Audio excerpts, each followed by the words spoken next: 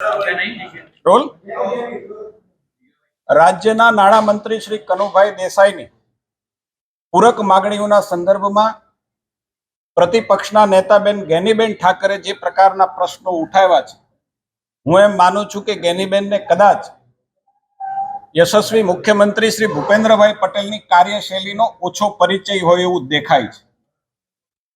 હમણાં જ જે પ્રકારે રાજ્યના મુખ્યમંત્રી એક નીતિ વિષયક નિર્ણય લીધો છે, રાજ્યની અંદર તમામ વિધાનસભા ક્ષેત્ર, તાલુકા ક્ષેત્રની અંદર 7 વર્ષ પહેલા કાર્પેટ થયેલા રસ્તાઓને, એટલે કે 7 વર્ષ જૂના રસ્તાઓને રીકાર્પેટિંગ માટેની મંજૂરીઓ આપી છે અને એક વિધાનસભા ક્ષેત્રની અંદર લગભગ 20 કરોડથી 40 કરોડના નવા જોબ નંબરો આપવાનું કામ એક સાથે આખા રાજ્યની અંદર માનનીય મુખ્યમંત્રીશ્રીએ કર્યું છે. કદાચ કોંગ્રેસના લોકો રાજ્ય સરકારની રોજની જે પ્રકારની કાર્યશૈલી છે, કાર્યવાહી છે, નિર્ણયો લે છે, એમનાથી કદાચ અપરિચિત હશે એવું મને દેખાય છે.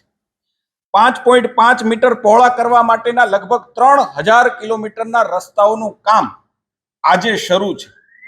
બંદરોના મોટા રસ્તાઓ જે 10 મીટર પહોળા કરવા માટે 1650 કિલોમીટરના રસ્તાઓનું કામ પણ પ્રગતિ હેઠળ છે ને 12 રસ્તાઓ 6 માર્ગી, ભારે ટ્રાફિક વાળા 12 રસ્તાઓ 6 માર્ગી કામ આજે એમનું શરૂ થઈ ગયું છે. જ્યાં સુધી ગરીબો લોકોને ગેસના બાટલાની વાત છે, ત્યાં સુધી એક કુટુંબ 4 લોકોનું કુટુંબ હોય તો અંદાજે 4 કે 5 સિલિન્ડરોની જરૂર પડતી હોય છે ને રાજ્યની સરકાર અને કેન્દ્રની સરકારની માનવીય અભિગમને કારણે 2 સિલિન્ડર વર્ષ દરમિયાન 5 સિલિન્ડરની જરૂર હોય તો 5 માંથી 2 સિલિન્ડર વિના કોસ્ટે, વિના કિંમતે, મફતમાં આપવાની યોજના આ રાજ્યની અંદર પણ છે.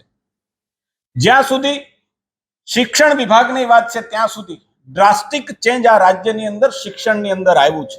રાજ્યના બજેટની અંદર પણ એમનું રિફ્લેક્શન આપણને જોવા મળે છે કે જે પ્રકારનો સૌથી વધારે બજેટનું એલોકેશન શિક્ષણ વિભાગની અંદર છે. જે પ્રકારે 2001ની અંદર ડ્રોપ આઉટ રેશિયો, આપ બધા એનાથી પરિચિત છો કે જે પ્રકારે drop out ratio 37.22% drop out ratio આપણી પાસે વિગતો ચકાસીએ તો હતો. આજે એ ડ્રોપ આઉટ રેશિયો 22-23માં જોઈએ તો માત્ર 2.68% આ ડ્રોપ આઉટ રેશિયો, અને હું એમ માનું છું કે ડ્રોપ આઉટમાં આખા દેશની અંદર ગુજરાતની અંદર સૌથી ઓછામાં ઓછો ડ્રોપ આઉટ રેશિયો છે. કુલ મળીને જે પ્રકારનું રાજ્યની સરકાર કામ કરી રહી છે, ડે ટુ ડે નિર્ણય કરી રહી છે, હું એમ માનું છું કે એ નિર્ણયની જાણકારી પ્રતિપક્ષના લોકોને હોવી જોઈએ અને જો એ નિર્ણયની જાણકારી પ્રતિપક્ષના લોકોને હોત તો કદાચ આજે ગૃહની અંદર જે પ્રકારની કાપ દરખાસ્તો અભ્યાસ કર્યા વગર પ્રતિપક્ષના સભ્યો લાવ્યા છે એ કદાચ ન લાવવાની જરૂર પડે. ધન્યવાદ.